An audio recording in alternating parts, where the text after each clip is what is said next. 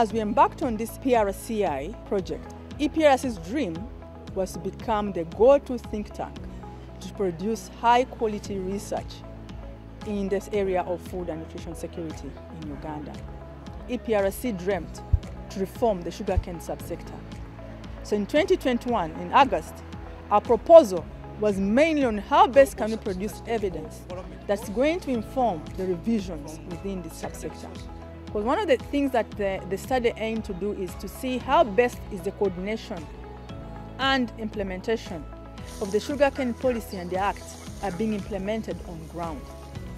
We found that these had actually collapsed within the short term that this actually was happening.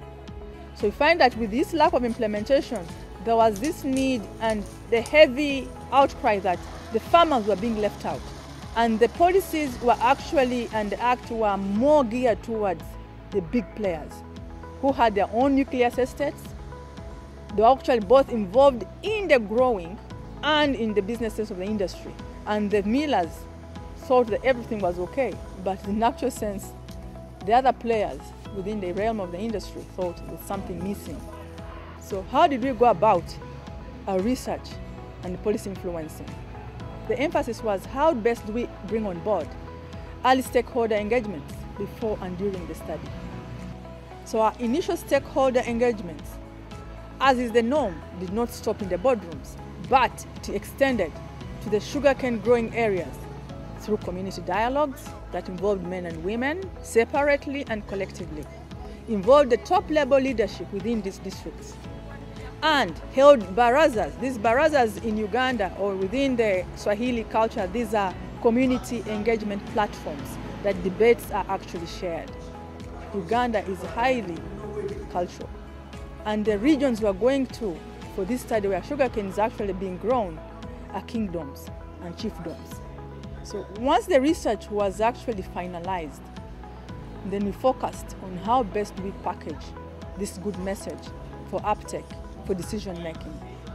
Thanks to the PRCI communications training, the findings from the research and interviews have now been packaged in several formats. We do have the policy briefs, policy notes. We have some of all these on 2 blogs. Some have been even in newspaper articles. And infographic briefs have been generated as well, and presentation on where we actually are is also being produced. So ensure that our findings reach the right audience and a wider audience. EPRC launched an outreach program. So we also engage within the same process top policy management and top policy techno management of the 3 ministries, the Ministry of Finance, Ministry of Agriculture, and the Ministry of Trade. With the back and forth engagements with the 2 key ministries and Parliament in September and November 2022, EPRC received good news where the Ministry of Finance committed to financing the regulatory impact assessment in the sugarcane subsector, to revising the policy and the act. Evidence generated from the RIA report was also used to prepare a position paper on the Sugarcane Amendment Bill 2023 that was actually presented by EPRC's staff to the Parliamentary Committee on Tourism, Trade and Industry on January 17, 2024.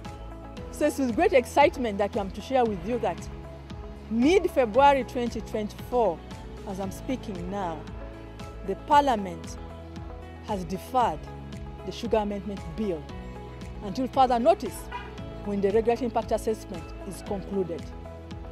So the Economic Policy Research Center believes that providing policymakers with rigorous research and analysis can contribute to developing policies that promote sustainable, inclusive economic growth and development in Uganda.